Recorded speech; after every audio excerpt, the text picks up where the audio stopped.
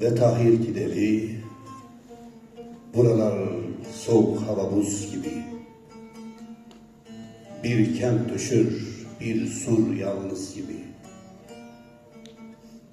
Güvercinler kayıp, bacalar dumansız gibi. Sokaklar bomboş. Ve Tahir gideli, buralardan herkes göçer gibi.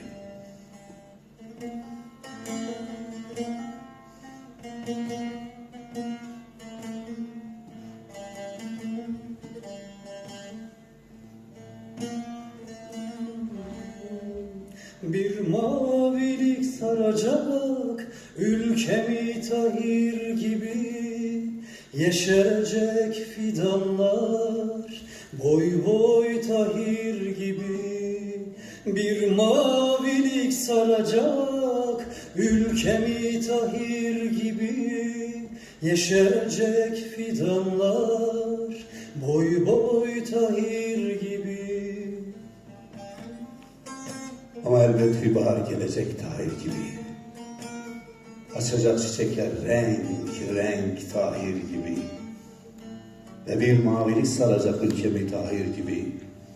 Yeşerecek fidanlar boy boy Tahir gibi. Ve Tahir gideli, bir güneş yaralı, hep inler gibi. Bir kent suskun öfke biriktirir gibi.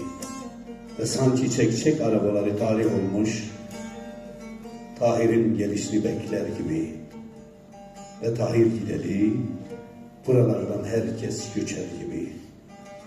Ve Tahir gideli, buralardan herkes göçer gibi.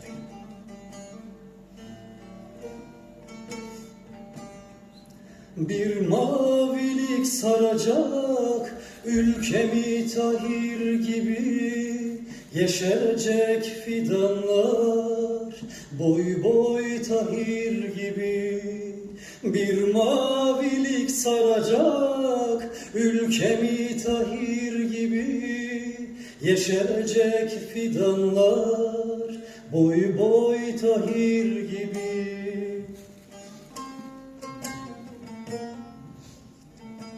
Ama elbet bir bahar gelecek Tahir gibi. Açacak çiçekler renk renk Tahir gibi. Bir mavilik saracak ülkemi Tahir gibi. Yeşerecek fidanlar boy boy Tahir gibi. Teşekkür ederim.